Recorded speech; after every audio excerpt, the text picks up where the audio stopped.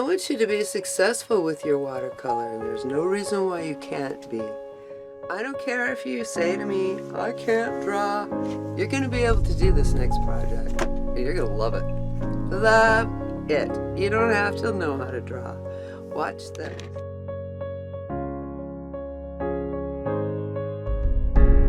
Good morning, Earthlings. Well, I thought of a really easy watercolor class for you. Painting dresses. And they're fun. What I'd like you to do is to get these 6 colors and think about the properties of the colors. That's what we're doing. And then, once you can get through these colors, then you can paint a dress with any color. Good morning, Earthlings. So I found this old footage about me painting dresses, and I'm really not sure how I got started with that. But when you think of it, painting a dress is a great way to learn a couple of things. One thing I want you to look at is that on a body, on a dress, it's shaped like that, right? And that's what it's shaped like. You're going to find highlight spots and you're going to find shadow spots. Now, when you think about it, you might have to just look at somebody's dress or think about it, right? You'll have a highlight here. When the sun shines on you here, you'll have highlight here, and underneath things, it'll be darker. Shadowy, right? I don't know who I'm talking to, but I thought I needed to say that. Now, using these 6 colors and play with them together in the dress, they all kind of match together, so it doesn't matter where you put the color. So, think about those 2 things. Highlight, shadow, colors. Now go at it! The reason why I chose these colors was because I wanted you to learn the principles of these 6 colors first. Then you can move on to other colors and you'll be able to know what I mean. I'm going to show you some old footage of me painting a dress. Water, nothing else. We're going to design a dress. We're going to, just with water, you can't even see this, so just pretend. I'm going to go ahead and put my cadmium right on the top of my dress, and I'm going to use that as a light source. Ooh, can you hear that bird? Wow, now that's just seeping in. Indigo is a really great thing for a dark spot, so let's put a dark spot right underneath here and then alongside here. This is where all of the this is going to be fun.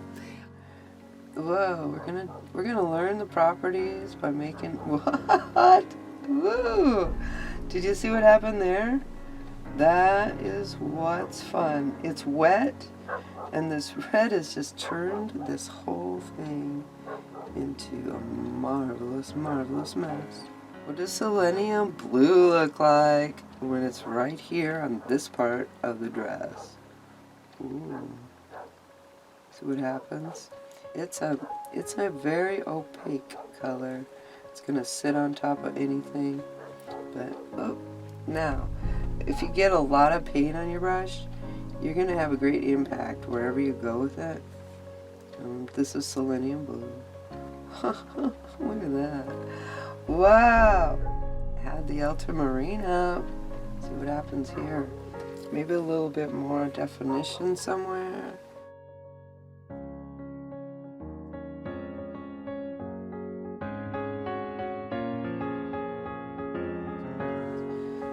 So I'm going to put a little shadow, but I'm putting more water on there. It doesn't appeal to me. Now we're going to put some more red over it. And now, there's my dress. I'm going to take right in here all of that out. Woo! It went right out. Look at that. Now, the one thing about my work is that I make a suggestion. And that's why a lot of people like my work, because I can turn that into a white dress just by suggesting that there is more to it than you can see. Alright, there's my dress. Did you love that?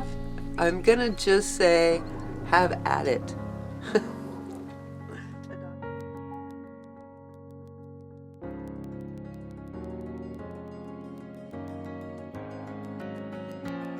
this is aquamarine, and in the water, see what it does? So I'm just gonna just play with that aquamarine for a while and just see what happens. So I'm using this really big brush this time, and I'm going real big and real loose. I'm just having fun. And there's a little too much water right there, so I'm gonna take care of that like this. My cerulean glue. Now I was telling you that this is gonna sit on the top of this, so I'm putting it on the top. I'm going along with the properties that I know of. Now we have some blue in here. Whoop. And ta-da.